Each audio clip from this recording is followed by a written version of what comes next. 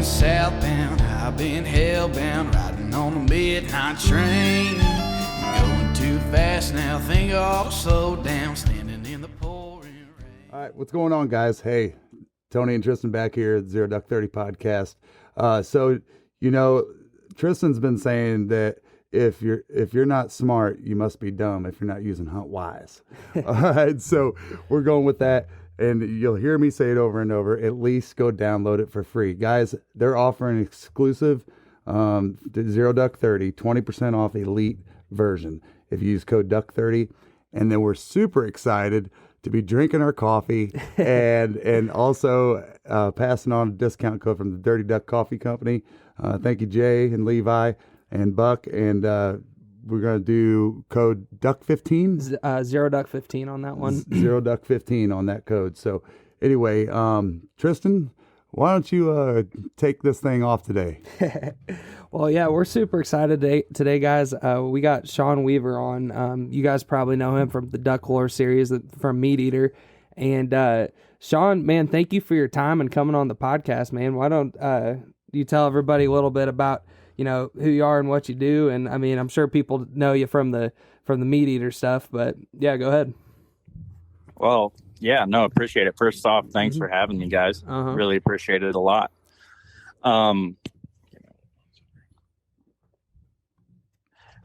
know, as far as me, yeah, I'm a producer at MeatEater. I produced the Duck Lore series there, and before I worked there, I kind of worked in and out of the different parts of the waterfowl space, right? I was a TV producer for the Grind Waterfowl TV, which I did that for 4.5 years. Before that, I was a hunting guide. Did all kinds of photography work for a variety of clients in the space. And we can get into that more later because that's kind of a story that leads to how I got to MeatEater, really. Nice. So yeah, man, I started working in the waterfowl space years ago and luckily ended up sitting here at MeatEater doing duck stuff. That's cool, man. And correct me if I'm wrong, but you're from South Dakota originally? So I grew up in Iowa, which, you know, God bless it. Great place to grow up, awful place to be a duck hunter. You know, that's a whole nother story to talk about what happened to Iowa and the conservation problems that led to Iowa being a bad place to be a duck hunter. But yeah, I grew up in Iowa and then got wise or a little bit more wise when I graduated high school and moved to South Dakota to chase ducks and go to college. But let's be honest, it was to chase ducks. Yeah, that's a cool place to go to college, man. We definitely feel you on that because Georgia is not the most prime waterfowl state either. Oh, come on. But well, you know, and what you guys have working against you is that you have even more duck hunters. And, you know, it's tough duck hunting, but you also are dealing with a ton of competition. For sure. One thing that I just found out this last season, though, that's you probably know this, Sean, but I guess down there in Lake Seminole is one of the biggest the biggest canvasback migration in the United States, apparently, which is pretty interesting to hear, you know. That's on my hit list. It's a place I got to go experience and go do. Heck yeah. You know, canvasbacks are an interesting one because we can look very granularly at canvasback populations and where they winter and see how a combination of food and hunting pressure influences where they spend their time. You know, the Chesapeake Bay is the best example of the loss of both their food source and being overhunted. And now, you know, they only winter maybe 10% of what they would have wintered 100 years ago. Wow. And, you know, there's a lot of places like that. Heron Lake, Minnesota, a couple places in Wisconsin and New York. These places are not, you know, I guess what you'd say classic canvasback habitat anymore. Mm-hmm. But they were at one point, and they just got pressured out of there, or they lost their food source. You know, there's a great book called Texas Market Hunting History by R.K. Sawyer. And in this book, he lays out that as the market hunting was so vicious up on Long Island and Chesapeake Bay for canvasbacks, that a ton of canvasbacks actually started going and wintering in Pamlico Sound, North Carolina, because they just weren't getting hunted as hard. And those canvasbacks were actually willing to do that, even though they had to eat fish instead of water celery. But they were willing to change their diet to get away from hunting pressure, which is super interesting. Yeah, it's kind of a testament to, I mean, you know, ducks can be so smart and so dumb at the same time, you know, depending on what's going on. But that's a testament to, you know, their will to, you know, keep going, surviving. Yeah, I mean, they're very good at self-preservation, right? Mm-hmm. If they know something's not good for their health, they're not going to do it. Like, yeah, I've seen enough of my buddies get I've seen that decoy spread before. I know it's not good for my health. Unlike us duck hunters, you know, we do this totally for our health. You know, yeah, exactly. I'm like, you know what? I put it equivalent to what Navy SEALs go through. You know, we've all been there carrying the telephone pole on our back. You know, we've all been there together doing it, sloshing through the mud, drowning in water, fighting through the sand, the mud, you name it. Maybe about a tenth of that. No, but yeah, well, it can feel like that sometimes, but it sure is fun. For sure. You know, for me, it's the gas station food and the Monster Energy drinks. It's like, I know they're not good for me, but how else am I going to go through my day? Did you see the meme going around, Sean? That was like, I'm hunting this the most healthy game meat on earth, and then it said my diet, and it was like what you just said. Oh, it's like your diet during hunting season. Yes, yeah, and it said, you know, that's funny. Out there trying to get this healthy meat while you're eating, like, you know, Little Debbie's and Monster Energy drinks. Yeah, dude. Oh, I wonder. It's bad. I wonder if I've consumed way too many breakfast burritos from Hot Lamps. Yeah. Oh yeah. I wonder. You know, now we're talking about this, not to go totally right field here, but you know, I wonder how many gas stations. You know, like I'm talking about, like well-ran organizations like Racetrack, Quick Trips, all this stuff. I wonder if they have us as a demographic. You know, they're like, during the months of November through February, our sales are going to increase by 38% because of duck hunters, you know, and deer hunters too. Oh yeah. All kinds of Casey's breakfast pizza. Oh, you know, like 40% of their annual sales are duck hunters. Dude, I'm so glad you brought that up because we're originally from Illinois, and so, you know, Casey's obviously big Midwest, and man, we're always telling people about Casey's Pizza, and they're like, a gas station, really? We're like, yeah. Yeah, really, dude, it's phenomenal. Like, okay, well, I gotta ask now, on breakfast pizza, are you a bacon or sausage guy? I could go both, but I guess sausage. Okay. Yeah, I'm a sausage guy for sure. Okay, interesting. Well, you guys balance me out because I just ravaged that bacon, man. Hey, by the way, you're not allowed to cut out the clip where I just said I'm a sausage guy, all right? Yeah, no kidding. Just put that on TikTok. Yeah. Well, I talked about ravaging bacon, so I don't know if that's much better. Yeah.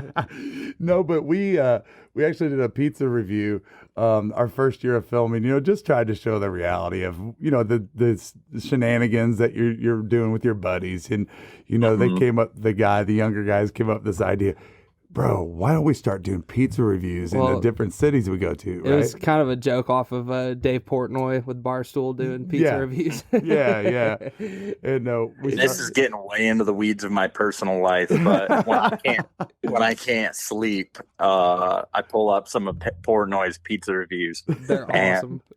They're hilarious, they're fun, but I think more than anything, and this isn't a slight on Portnoy, but I think more than anything, they're just so mind-numbingly easy to watch that they just put me to sleep. it turns my brain off completely. Yeah. All I'm doing is watching a guy from Boston eat pizza, and within 10 minutes, I'm falling asleep. Yeah, no, that's right. I mean, and we were just talking about that the other day. Like me and my dad he was saying that, I can't ever watch anything like action or suspense or anything like that when you're trying to fall asleep, because it'll just, your mind will go and then you'll be up till 2 a.m. Oh yeah, for sure. Yep.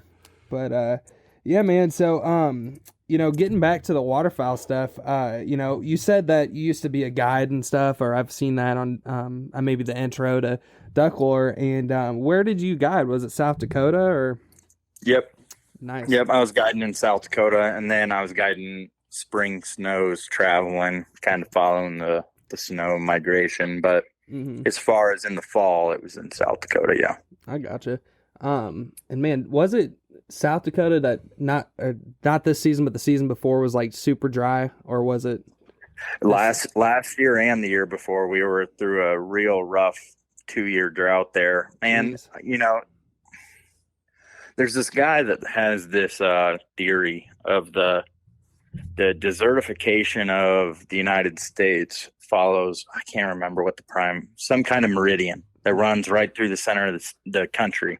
And he did a TED talk on it, and how everything east of this meridian is going to continue to get wetter, and everything west of it is going to continue to get drier and go through desertification. And it's funny because the line runs through Brookings, South Dakota. I mean, perfectly. Wow. Right where I live. And for the last 10 years, we've had these crazy cycles of flood, drought, flood, drought, flood, drought. I mean, ruthlessly flooding, then ruthlessly dry. And I got to think, the guy is pretty spot on, man, because we're like hugging that line. Jeez. And it can be great for duck populations when we get that flooding, but real rough on them when we get the drought in the last 2 years. Yeah. And I mean, because I think it was a year or two ago that also the prairies, Powell region's been, dry for a good minute now, but that made the Dakotas like really bloom, or like North Dakota, wasn't there a big population boom there? Yeah, that was 3-4 years ago, right? God, time flies. And this year we saw a return of water. At least this spring, we're getting back dry again, but we at least got enough moisture this spring to kind of give us some nesting habitat back. Nice.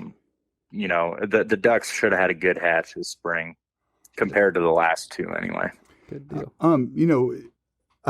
This just kind of came to mind. It's not really kind of on our outline, but Sean, we don't get an opportunity to talk to a lot of folks that are from the north, like you are. It's no joke.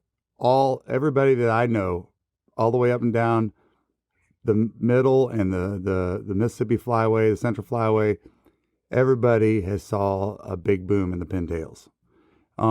What is it like from you guys' perspective? Because one thing that I've learned a couple of years ago that I found very unique about the breeding habits of pintails is that if they have a place that they go and they show up and the nesting habitat is not correct, they just won't breed. And I didn't know that. And I heard the scientists talk about that our biologists on Ducks Unlimited podcast. What do you see up your way as far as pintail numbers? Pintails are really hard, man. Just because you can get so skewed on what you see in one hunt, right? Mm-hmm. You get one migration that hits. You get one cold front and perfect habitat conditions going into October. You can have an October where all you can do is whack pintails, and every hunt you're trying to not shoot pintails. Right. And then that's a true thing. Saskatchewan, North Dakota, South Dakota. In October, you might have if you hit it right, where that first flock of the day is pintails that do it so right, you shoot, you're already close enough to your limit after the one flock that you can't shoot the rest of the morning. It's a dark morning, and you end up not shooting flock after flock because you can't quite tell if there's a pintail mixed in or not. And so it's really hard to give a good, honest assessment of pintails from a hunter perspective. You know, I know that in the Pacific Flyway, they're seeing a drastic increase of the drake to hen ratio to where now there's like 8 drakes for every 1 hen. Wow. And it's a problem. It's like a huge problem. And, you know, they're trying to figure out exactly what that is and why. But one of the things they point to is nest predation. That hens are just getting whacked on her nest, which is part of a much larger discussion, right? That we just need better nesting habitat and more of it. And, you know, predator control. We need all 3, right? Right. Yep, for sure. Yeah, no, that's interesting, man. And I guess they're probably got to be discussing, you know, raising the limit at least on the drakes, huh? Or no? I mean, what's their kind of thought about that? You know, really, it comes down to how can you keep hens from getting whacked, right? How can you keep hens stable? You know, a bunch of drakes isn't necessarily the problem as much as it's just a collapsing number of hens in comparison to drakes. Gotcha. And you know, I think I actually talked on the MeatEater podcast about this. Is I'm trying to remember. Oh, it's Rut the Dating App is the name of the podcast. But anyway, in that podcast, I lay out some of Delta Waterfowl's research on nest predation and go through some of the studies they've done. And, you know, frankly, man, up till the 1980s, everybody trapped. You know, trapping for fur was a big deal. And then kind of after the last trapping boom, people have quit trapping, and you've seen an explosion of mesopredators across the Midwest and the North, like raccoons and skunks. And raccoons are darn good at eating eggs, man. Dang, I didn't even think about that. Yeah, that's shoot. You know, the Delta actually brought this up, but in the 1950s was the first time they could find written recorded history of anyone even talking about raccoons being in North Dakota. Really? Yeah, man. I mean, like out on the prairie, right? They might have been in riparian areas like creek bottoms and river bottoms, but out on the prairie, they weren't there. And now if you think about it, you know, what used to all be grasslands is now cornfields and wheat fields. And we've all seen how much raccoons love eating corn. Yeah. And so they have this ever-present food source. And then so their populations blow up along the edge of cornfields and grasslands coinciding together. And then, you know, come springtime, of course, they're going to be opportunistic eaters of eggs. Yeah. Shoot. Wow. So, wow. Well, I didn't mean to take us on a left turn, but that's some super interesting stuff. I mean, well, it's much more interesting than me being a waterfowl guide. So, that stuff. No, but so you know, one of the big things, and one of the things we're super excited about, and I know you're super excited about, is, you know, what did you just recently release, Sean? We just launched season 2 of Duck Lore. Not Duck Lord. I'm not an egoist like that. LORE. Duck Lord. A guy I know that actually thought for months that that's what I was saying, and he never once said anything to me that like I was being a cocky son of a gun. I was like, man, you kept your mouth shut this whole time thinking it was named Duck Lord.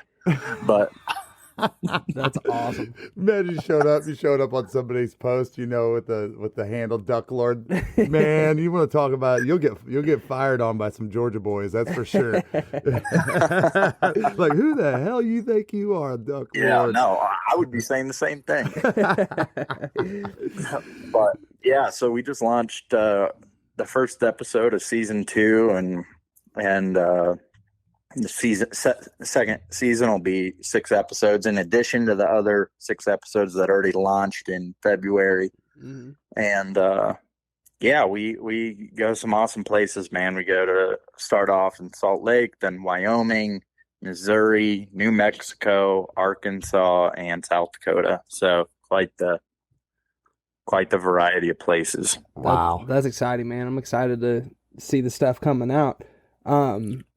Being, with your writing and photography and that background and stuff, and being a producer, what would you suggest to this is just one of the questions I had for the guys that kind of like guys like us, really, that 3 years ago when me and my dad first started filming our own hunts, it was very GoPro, iPhone, as basic as you could be, and teaching yourself Adobe and stuff. What would you suggest for people that are trying to get into filming their hunts and that kind of thing? Yeah, for sure. Well, a big thing, man, is just understanding the arc of storytelling, right? Mm-hmm. It doesn't matter if you're just a parable out of the Bible, or an orator sitting around a fire, or cave paintings. Mm-hmm. Understanding that process of telling a story, and not just filming for the sake of filming necessarily, but figuring out how you can make this interesting and engaging to people. Mm-hmm. And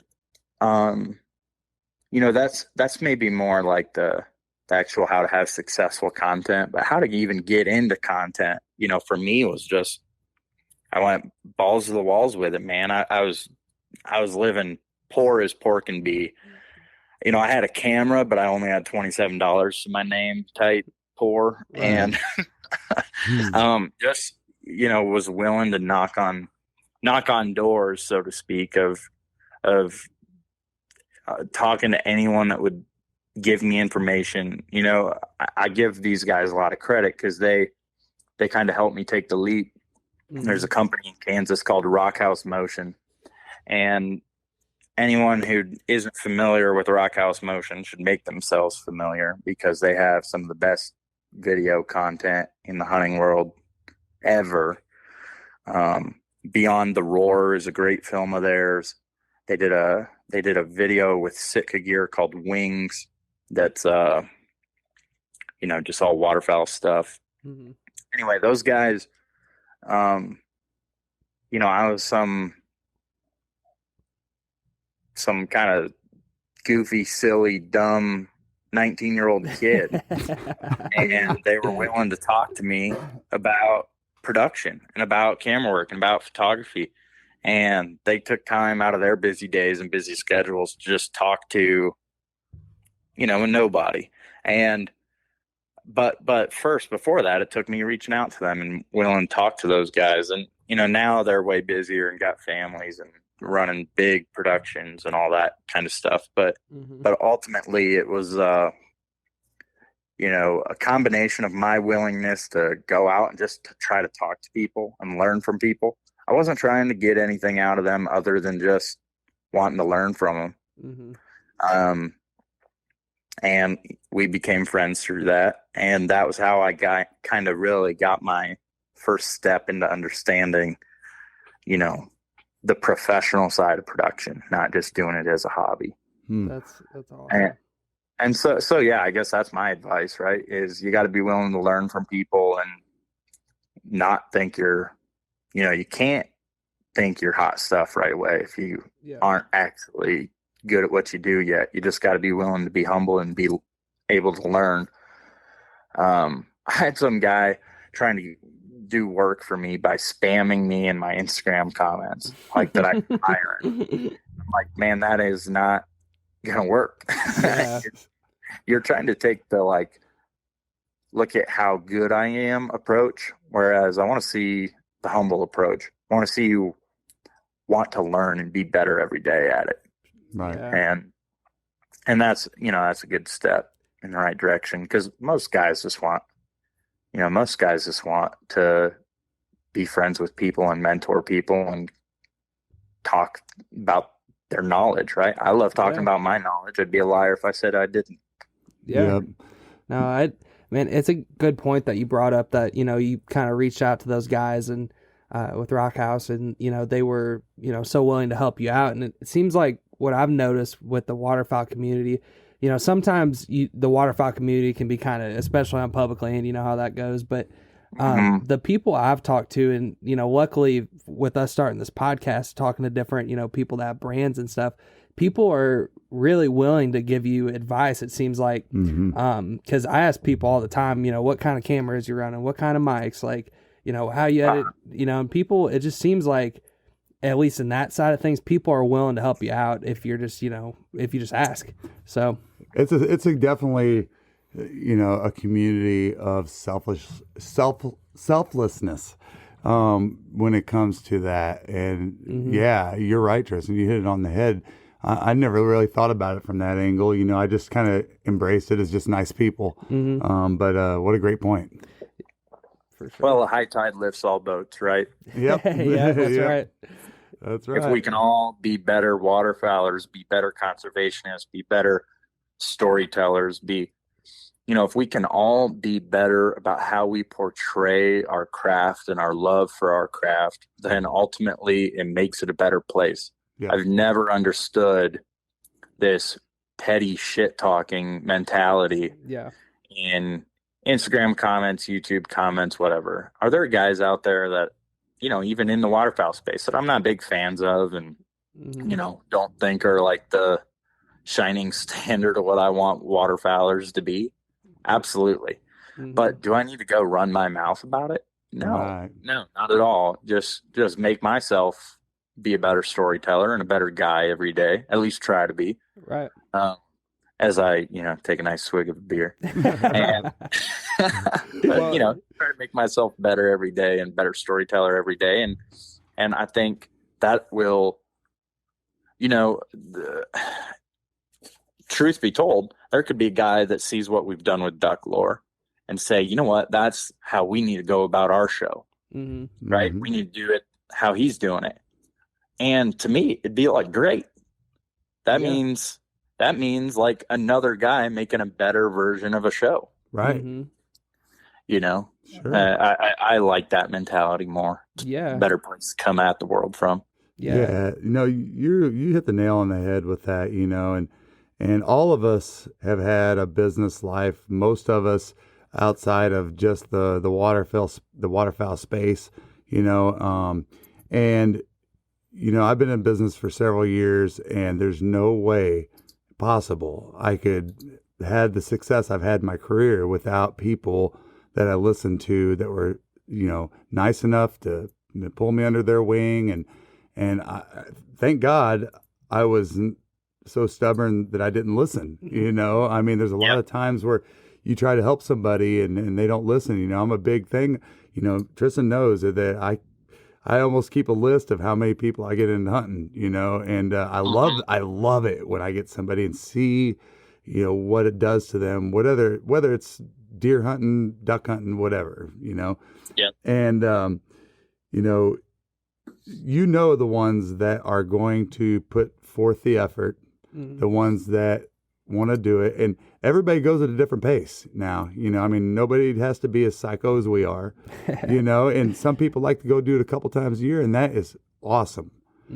But, we talk a lot about being ambassadors of the sport, and from the top to the bottom, it's always best to just take, like you said, Sean, the humble approach. And, we all got something to learn. Well, I thought, kind of off that, Tony, and what you said too, Sean, a great point you brought up was, the way we portray it, hunting's getting attacked more and more, as we go on. And the way things are portrayed in like a kind of I guess you could elegant, if you will, or just like a nice way that's portrayed. We're always big about like, when you take pictures with your animal, like with the deer, don't have the tongue hanging out, looking all goofy, like try to make the animal look as good. We wipe the blood off the faces of the ducks. We close their bills. Right. And, same thing on most of it. Yeah. And, same thing kind of with the videos, what you were saying, I think, Sean, with like the way we portray the sport, and make it where more people could get into it. And, I think that's important. Yep. You're doing it for a bigger cause. Yeah. And, frankly, it's like, that was kind of the methodology behind why I wanted to film and produce duck lore in the way we did is, if you just took a sample of traditional waterfowl TV over the last 20 years, with the exception of Duck Commander, because that stuff was great. The original DVDs, right? Yeah. That stuff is phenomenal. But you take them out of it and just do a sample of all the other waterfowl content and TV shows and whatnot over the last 20 years. Some of it was approachable, but the vast majority of it was really great to a waterfowler, to a guy that duck hunts. But to the person that doesn't duck hunt, all they saw was guys going with an outfitter and shooting a pile of birds. And, I think that, frankly, for me, what I wanted to do is show how the actual duck hunter, the everyday duck hunter, how he hunts, right? And he deals with crazy shit like ice and boats breaking down and, all this other stuff that kind of never really seemed to make it in the shows as much. And heck, missing, like all of it, right? Just the whole entirety of what we all love about it didn't always come through. And, I'm not going to sit here and say it always comes through with duck lore either, but I'm trying for it too. Well, Sean, that's the very first thing that I noticed, and I wanted to talk about some stuff before we got on camera, and now I'm going to talk about it, and that is, first time I tune in, I watch it, and it was last year, and Drew is a big MeatEater guy, and I love it when the younger guys come to me and they're like, dude, you got to see this guy, you got, blah, blah, blah, blah, and I'm like, all right, so I got to change my old ways and watch the newer things and do all this stuff. And then Drew says, dude, did you see this duck hunt? And I'm like, what? MeatEater? He's like, yes. You know what I did? Just like thousands and thousands of other people did. They said, right in. I turned on your show, Sean, and immediately the opening, you had me.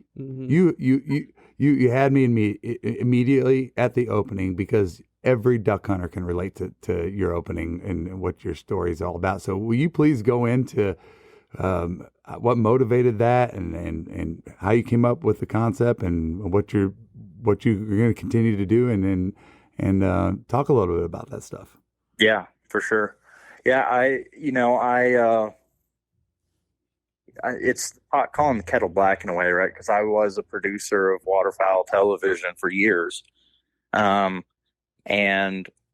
was making good content, I guess you could say. Like, it was stuff that people like to watch, but I always felt like it just missed some of the real storytelling element. And part of that's always, you want to do your sponsors justice, right? You want to give, because ultimately we're a small enough market where this content gets paid for by companies selling product. It just does. And it's an unavoidable truth. And for years, I think that the waterfowl world kind of had almost an arms race to like trying to do its sponsors more and more justice. And they left storytelling behind in the name of that. And see, here was the problem I had with it. And here was really my take on that and opinion on that from the start was, okay, yeah, you make something kind of almost like an infomercial and you make it kill heavy and focused on showing how Star Spangled Awesome a product is. You might have 10,000 people that watch that, and let's say 1% of them convert, right? So you have 100 guys that buy stuff because of that. Well, let's say you go the other way with it and you take it to my end, right, where it's storytelling based, and you're not always just focused on doing the product justice, and you're just focused on telling an awesome story that people want to engage with and watch. Well, that might get 100,000 views. And yeah, okay, let's say your conversion to selling product goes down to 0.5%. Well, it doesn't matter. you still sold way more products True. anyway, because people can relate more and you're getting more eyeballs on it. Yeah, your conversion sucks, but ultimately you ended up with more eyeballs and more people watching it. That was kind of what was always like, to me, was the no-brainer. It's like, I don't understand why more people aren't thinking that way, thinking with that mentality of like, if we have more eyeballs on it overall, more people engaging with it and liking it and being interested in it, won't that offset maybe that we don't push products so hard? And that was my hope and what I wanted to do. And also, as a waterfowler, I wanted to see content that was how I grew up hunting, how I didn't grow up ever going to fancy outfitters. I grew up with a absolute trash longtail motor that had some crap key system that to hold the shaft in place, that the key would always fall out and we'd end up rowing that boat back to shore. Wow. And Been there. yeah, dude, I wanted that story out there, not like, not just another, and that's nothing against outfitters, right? I was an outfitter. I was a guide, but how many waterfowlers actually ever get to go hunt with a, high-end professional guide? Not that many. Not that many. And if they do, it's one time in their life, or, maybe even if they're lucky, once every 5 years or every year, maybe. But the vast majority of the days of their season are doing it out on public land or knocking on doors. And that's what I wanted to see. Yeah. That's awesome, man. And how did you get connected with MeatEater as far as the duck lore stuff? Yeah, so I was actually doing all kinds of different photo shoots kind of around the country, because I had my own creative agency and was a for hire photographer and videographer, right? And actually one of the camera guys that works with us on MeatEater now also worked for me. And anyway, Cabela's kind of would send me all over to do all these cool things, and I ended up shooting photographing a wild food event out in Oregon with Steve. Nice. For Benchmade Knives, and Steve was there cooking up wild game as he does. And when we were all done with the meal and shooting photos and all that, I cracked a beer and sat down, put the camera down, and him and I started just talking duck hunting. And for a long time, we ended up sitting there just BSing like we'd known each other for a long time. And anyway, became friends from that. And then he said he wanted to come to South Dakota on a duck hunt. I had invited him on a South Dakota duck hunt, and he said he wanted to do that. And so he came, and that's when we filmed the Netflix episode. And then after that, he gave me an opportunity to kind of do MeatEater's waterfowl content. That's cool, man. So you bringing up the Netflix episode, that's got to be pretty wild to be like, see where you came from, like you said, like the key falling out in your boat or whatever. Like, here I am hunting with Steve Ranella on Netflix. For sure. Never would have expected that, man. When I started my photography business, I got 52 no's before anyone ever actually was willing to hire me for a photo gig. Wow. And so to go from that, right, of like everyone slamming the door in my face, metaphorically, to like Steve Ranella, this guy I'd looked up to, now becoming a friend of mine. When a guy that you look up to becomes your friend, your hero becomes your friend, so to speak, it's a pretty surreal moment. Yeah, I'm sure. Yeah, I can't even imagine. Yeah, man, that's awesome stuff, Sean. And back to kind of the South Dakota stuff. You mentioned a lot of guys asking for permission, and the Dakotas are such a big ask for permission state, I feel like, at least from what I've heard. For sure. And what would be your advice for people that are going out to South Dakota or North Dakota? I know South Dakota, I think, is a draw state. But what would be your advice for the right way to go about asking for permission and scouting and all that stuff out there? That's a fantastic question, and I appreciate that question Thank you. because, you know, every year less and less landowners say yes to hunting. Mm-hmm. And people think it's because these guys are anti-hunting, and some are. But what it way more is a lack of willingness to build a relationship. Everyone wants it to be so transactional, right? They show up, knock on the door. Can I hunt your field? The guy says yes. Then you go out there and rut the hell out of it and mess it all up for everybody else after you. Mm-hmm. It's not the way to handle it, right? Mm-hmm. Common sense goes a long way as far as, not driving your pickup through their electric fence and snapping a wire, or not spooking their cows to where they got to go, spend an hour of their morning wrangling calves down every county road. Mm-hmm. I mean, those things really help bring, and then go the other way with it, right? Willingness to, you go knock on that door and say, hey, we'll take tomorrow afternoon to help you with chores if we can hunt tomorrow, or, hey, we'll stop by and drop off a case of beer and, if we can hunt tomorrow, or, hey, would you like any duck? We pluck all our ducks, and, if that's something you're interested in, we'll drop one off tomorrow afternoon. Things like that are, they go a long way. It's just, if you were trying to sell them insurance, Mm-hmm. You wouldn't just knock on their door and say, hey, buy my insurance. Right? You build a relationship with them. And ultimately, you're asking them to do you a favor by allowing you to trespass on their land. Mm-hmm. And, so really, it's such a cliche to say, leave it how you left it, treat it like it's your own. But I mean, that's the truth, right? Yeah. If someone came knocking on your suburbia house and asked if they could play wiffle ball in your backyard, would you say yes if just some random guy asked, or would you expect a little bit of courting first? Right.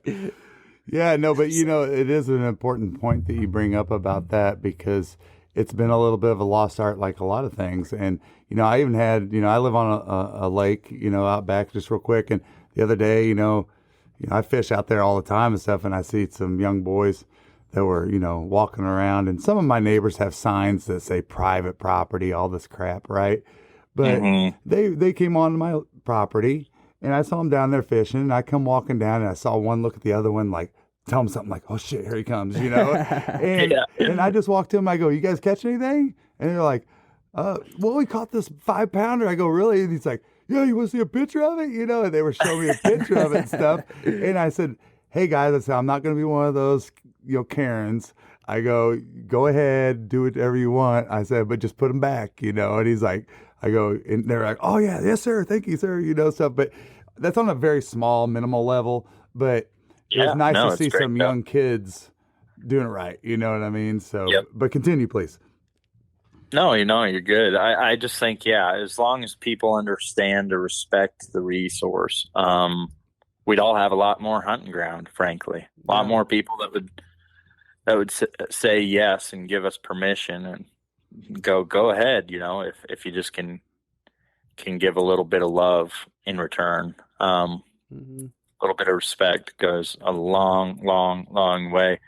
And, it's hard. I get it. It's hard for people. It's kind of like when kids go to college. They show up in a college town and act like crazy people and hooligans because it's not their town. Mm-hmm. And then they go home on the weekend and, mind their sirs and mams and go to church on Sunday morning. Yep. And it's like, well, treat that town like it's your own. Treat those fields in North Dakota like it's your own. Treat those winter wheat fields in Kansas like they're your own.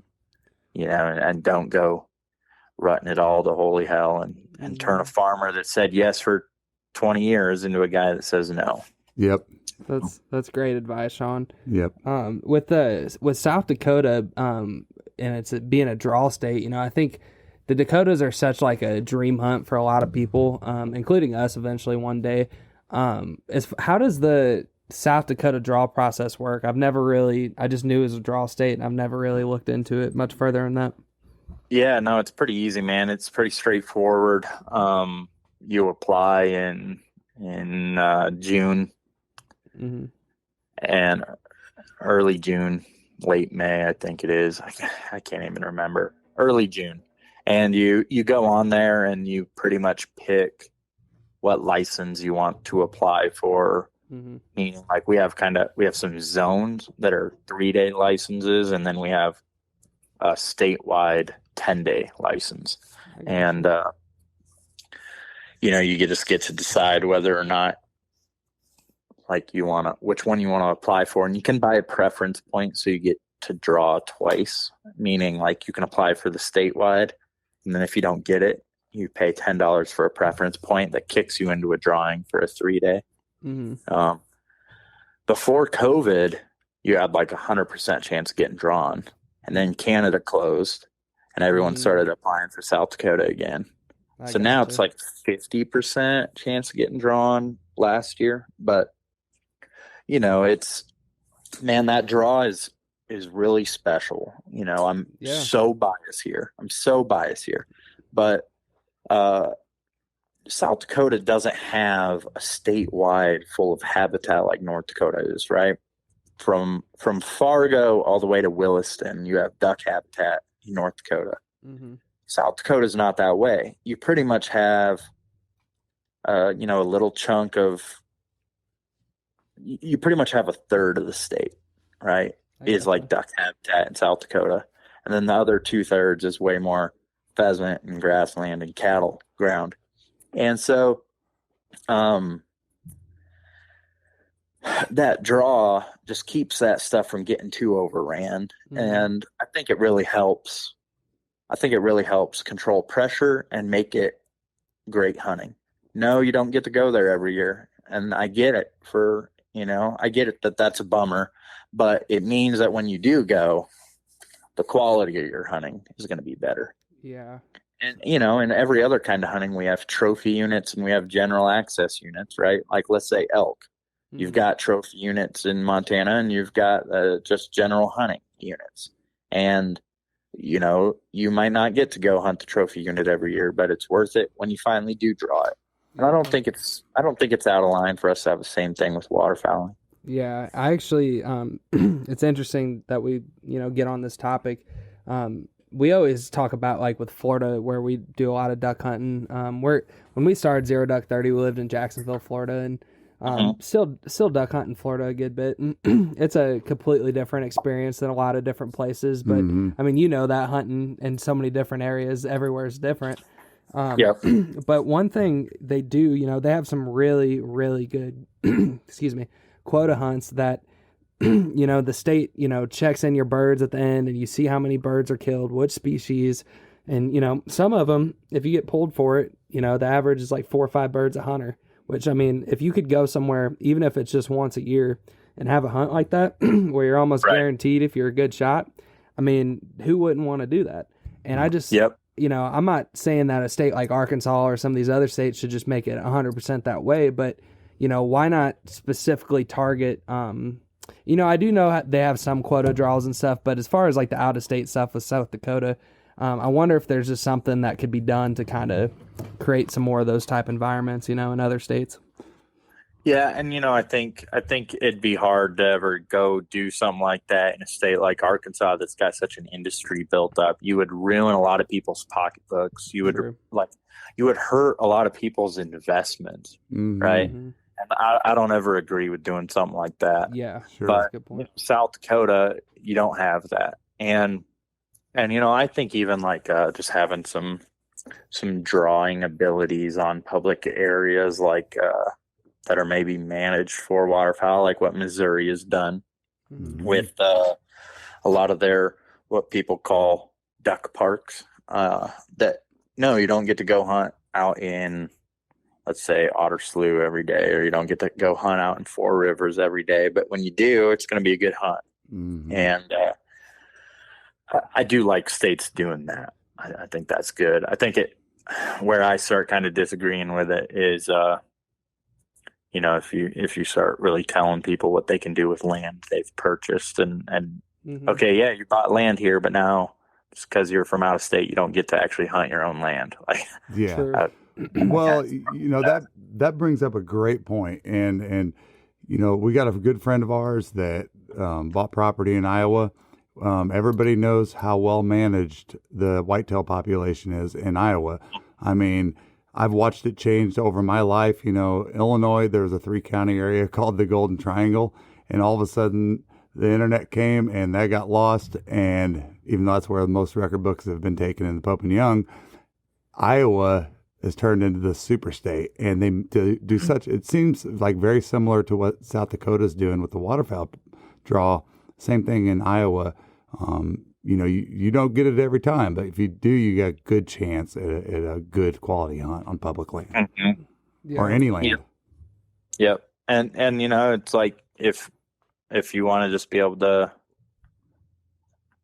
if you just want to be able to hunt every year, then like that's why you would maybe go to Texas or Kansas or Canada. But if you want that experience of a South Dakota cornfield mallard hunt late in the season, no, you might not get to experience it every year, but because there's a limited number of people coming, it's going to be a unique experience if you get it right. Yeah, that's cool. And one thing too that I think, just to kind of close up the whole Arkansas thing, so people don't think I'm like not telling the whole story, but one thing I do like that Arkansas does too is, and we actually pulled one of them last year, is they run a co-op with farmers, and I think they pay farmers, they work something out with the farmers, but then if you pull that in state or out of state, you can hunt that field for the weekend, which I think is a pretty unique opportunity out there too. Yeah, that's cool. Yeah, very cool. But yeah, man. One thing I wanted to ask you too is kind of switch gears here is the avian bird flu stuff. It's something that we've kind of wanted to talk on a podcast about, and maybe to do a whole podcast on it, but it was just kind of a unique thing to kind of bring up because I know you've talked about it and know some good stuff on it, and I just wanted to kind of see what you've heard about it and your kind of take on that. Yeah, the avian influenza is it's spooky stuff, just not necessarily because of bird kill-offs, but just because we don't know where it goes from here, right? What we've seen with the avian influenza is that a disease that historically was only highly pathogenic so some backstory. What happens with avian influenza is ducks and wildlife are always flying around with some kind of bird flu present in the population, but it's always been low pathogenic, not super deadly to wild birds at all. Actually, not deadly to wild birds. Okay. Wow. And then what happened historically is that would transfer over, that low pathogenic avian influenza would transfer over into domestic populations. And then there it would become highly pathogenic in domestic populations and be very deadly to domestic populations. Now, until now, it's almost never reversed course and gone highly pathogenic in domestic back into wild populations.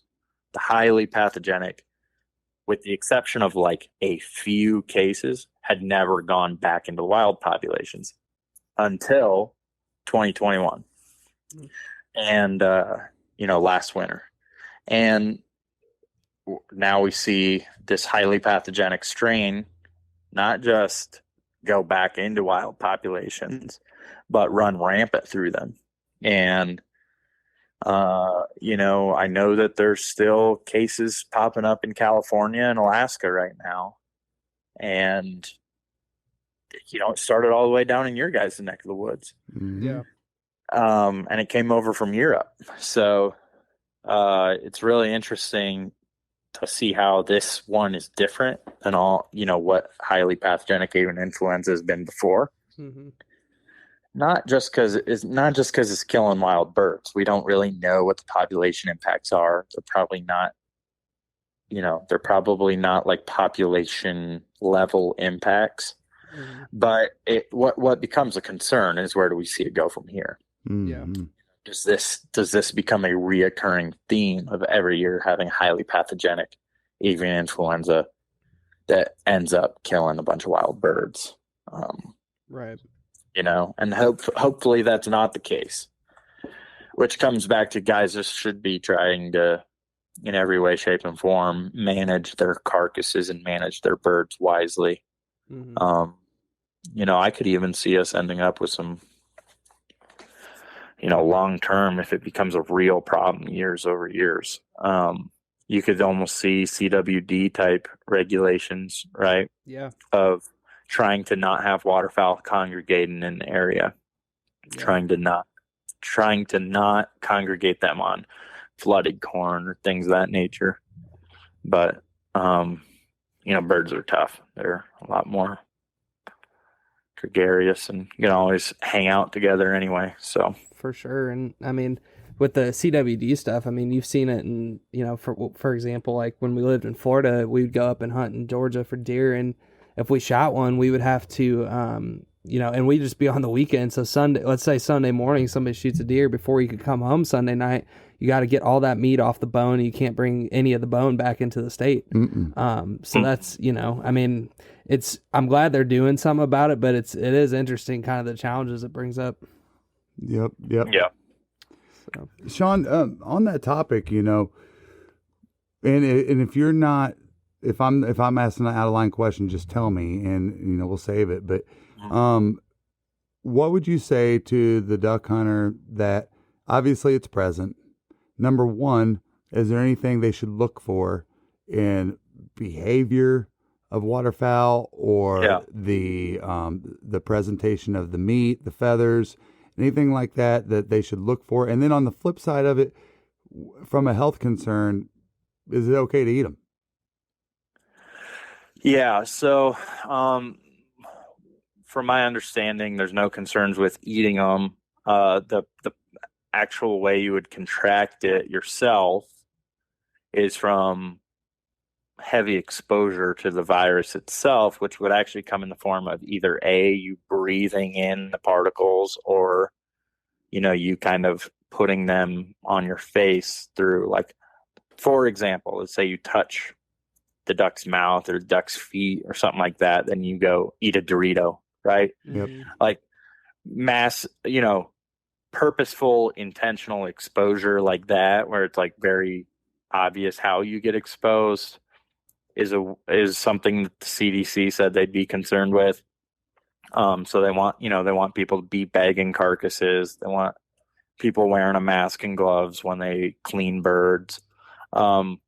Even just like taking a very basic thing of like, hey, when we clean birds, let's clean them outside, not in a, out in a ventilated area, right? Yeah. Rather than like somewhere with no ventilation, where you're pushing on a bird's chest and making it, in essence, breathe. But truthfully, like, the only way that highly pathogenic avian influenza has gotten into people before has been in domestic. No one's ever got it no person has ever gotten bird flu from wild birds, not in America. It's always been from domestic populations, where someone works in a turkey barn or works in a chicken barn, and they're exposed to massive amounts of the virus every day. So, if you're worried about it, right, take precaution, wear gloves, wear a mask. For sure, just wear gloves anyway. Birds are gross. Like, I mean, if you're worried about it, right? Like, I personally don't worry about it a lot, but if it's something you're concerned about, definitely that's the first easy step. And then as far as watching the birds and seeing behavior in the birds, the behavior I was seeing a lot of with birds was like inability to kind of get up and fly, right? They just kind of like flop, and they kind of would do this head bobbing thing, almost like someone falling asleep driving home from a duck hunt on a sunny day. Oh, they they kind of had just like the bobbing up and down head, and they would kind of lift their wing real slow and then bob it back down, and almost like you're stretching your shoulders out in the morning. Yeah. It was kind of the behavior I saw a lot of this spring, and the snow geese that had it. Man, that's really interesting, huh? That makes me wonder now. You remember, this is just coming up because you're describing this behavior. You remember last year that I was out there on my little bass boat out back, and I saw that duck that I filmed and sent you guys. Mm-hmm. And I said, what is going on with this duck? Mm-hmm. Remember where it skimmed the surface of the water, wouldn't fly, Yeah. but it was almost using its wings like arms to swim. And it would go, and it went to the bank, and all was sticking up it was super skinny, and his bill it almost looked like a spoonie because it was so skinny. And remember, it had his head sticking above the water. It was real weird like that. And I'm like, what in the heck kind of duck is that? And it was just very strange behavior. I wonder if that was the same thing. It was a mallard hen, but I don't know. It's kind of interesting. I just did a duck report on the MeatEater podcast that'll come out in a few days here. When this podcast comes out, it'll be out. Nice. That we talked about lead poisoning and what led to the lead shot ban and the research that went into why we banned lead shot. And the whole time I was doing this research, I was thinking, lead poisoning and avian influenza have a lot of the same symptoms. It's interesting.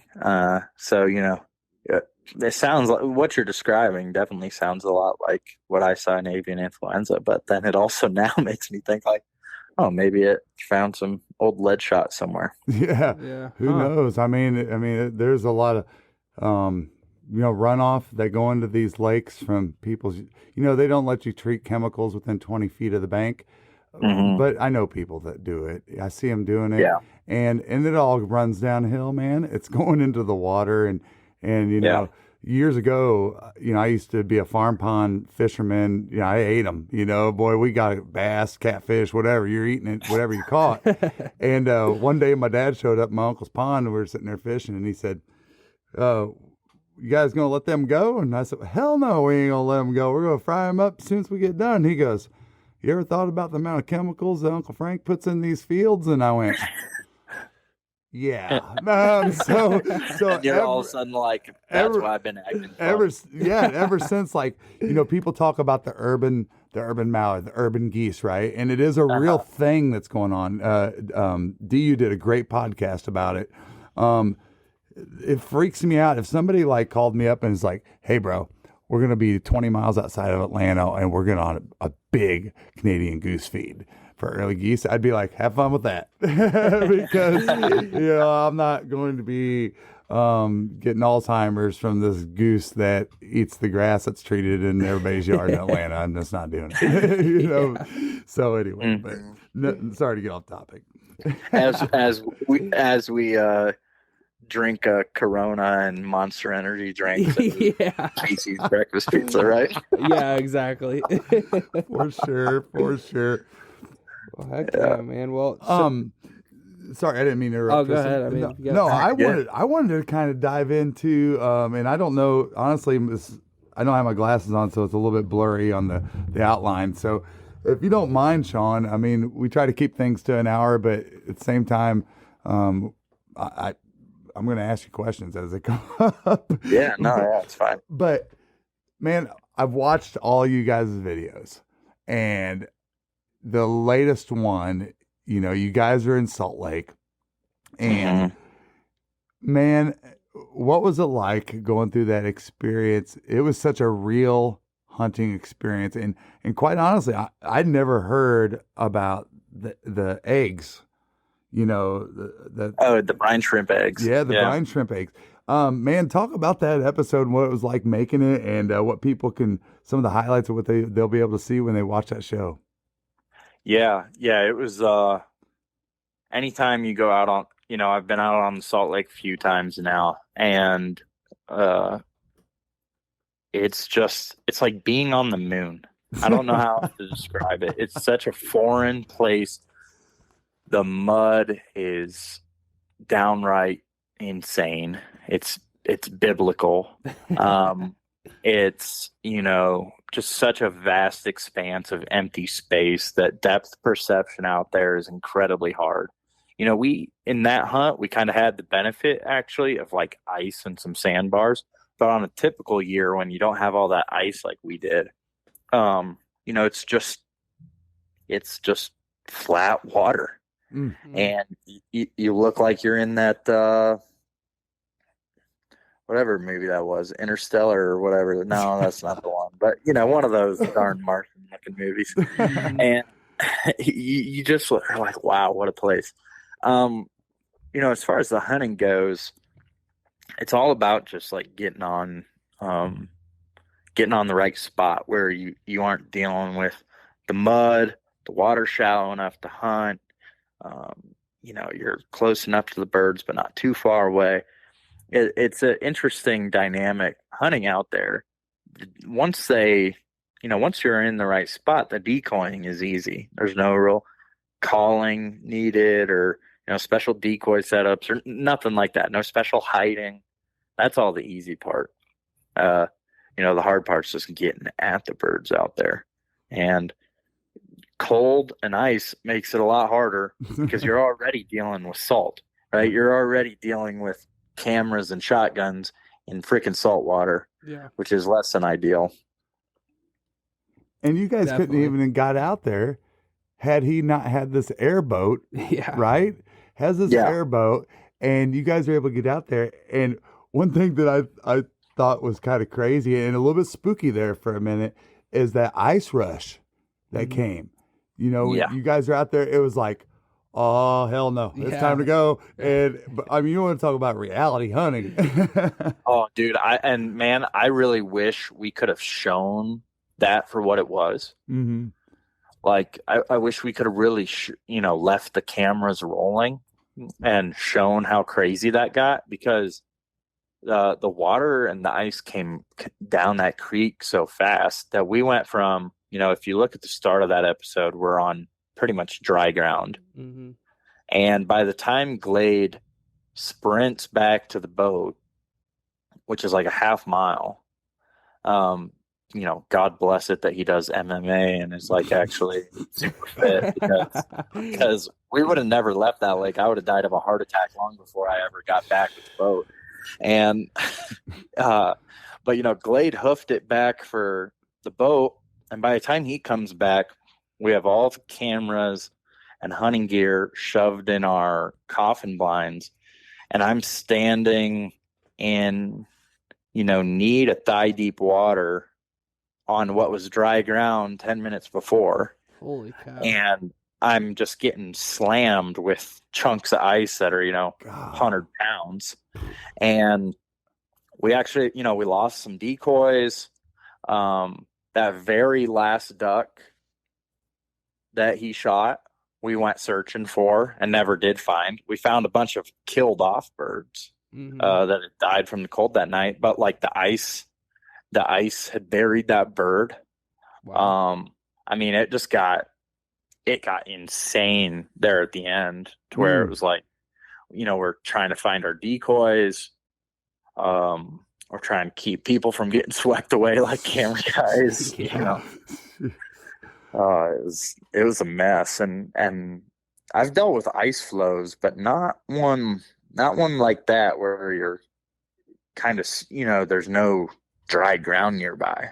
Right. Man, it sounds that almost was the difference for me.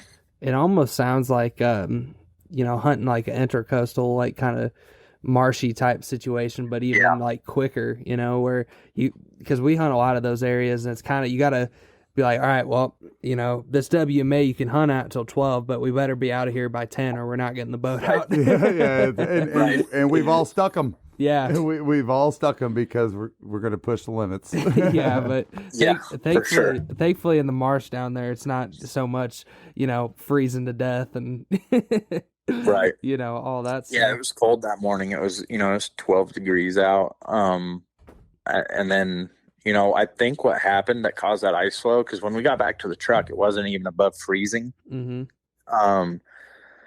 Which made me wonder, but I think what it was we had the sun poke out for a little bit. Mm-hmm. And I think the sun heated up that ice enough, even though it wasn't above freezing outside. Yeah. I think the sun was enough to, whatever it was, melt a little ice, melt a little snow. It did something goofy. Well, heck yeah, man. Well, being that we're, not mostly, but, spend a lot of time in Florida duck hunting, we always talk to Mississippi Flyway guys, and they're like, man, you're out there duck hunting with gators? And I'm like, yeah, I actually had a teal eaten by a gator like last weekend. And have you ever hunted in like an environment like that, or is that something you're trying to do? Or yeah, Texas last year in September. Oh yeah, the teal. We did coastal Texas, and there's gators around. We never had to deal with them. Mm-hmm. Directly like you guys do. Florida, I think, deals with that more than anywhere, for sure. Yeah, it's interesting, man. It's the first time ever that especially I've had... on some of your like water management areas. Yes. Yep. Yeah. Oh yeah. That sounds like crazy stuff. I do want to do that. Man, that's a hunt that I really want to do with that guy, Deer Meat for Dinner on YouTube. I'm just trying. I don't know. I think I know that guy. I'm trying to just get a hold of him. Mm-hmm. But I want to go do a black-bellied whistling duck hunt with him. Yeah. Simply because I think there's a great conservation story around them. Mm-hmm. They're supposedly phenomenal eating. Yes. I've never gotten. They definitely are. And so it's like, man, they are the epicenter. They are the exact description of what kind of story we love, with meat eater stuff. That would be... And so I definitely want to go do a black bellied episode, but I just trying to even figure out trying to navigate, where to hunt, how to hunt them, who to hunt them with, all that stuff. So yeah. Well, you got a backup plan right here with us guys. So just keep that in your back pocket, man. If plan A falls through, you just call plan B. We'll make it happen. Okay, all right. We got some good connections down there, and I'll tell you, we say this all the time. One of the best things about hunting Florida is, man, where else can you go and go out and go on a deep sea fish at the same time, the same weekend? It's a great experience. You go hunt in the morning, or you go hunt your redheads in the evening, or whatever you do down in Florida, and then go out and catch some fish. Heck yeah. Yeah, I don't think Florida gets, in the rest of the country, like Texas and Florida don't always get enough credit for how much of an absolute meat run you can go on. Yeah. Oh yeah. Sure. It's like Alaska but warmer. Yeah. No. Well, if you consider the wild pigs and gators and you can, no kidding, you can really, if you'd plan it out right, you could be set for a while going to Florida. Well, as soon as you said that about Texas, I was just like, deer, pig, blah, blah, blah, blah, blah, blah, blah. Yeah, there's a million things you can hunt on any given day there. For sure. And if you're not hunting, you're fishing. Yeah, for sure. That's right.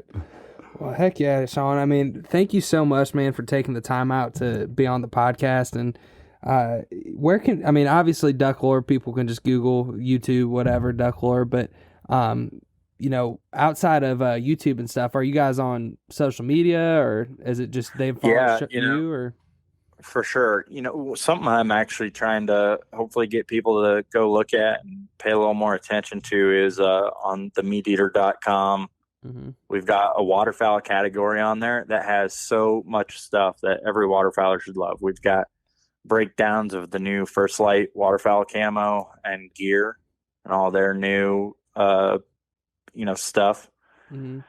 We've got podcast episodes about duck hunting. We've got how-to videos, articles about historical duck hunting stuff, biology-based stuff, recipes, duck lore episodes, you name it. So would love to. And, if people want to follow me on Instagram, that's cool too.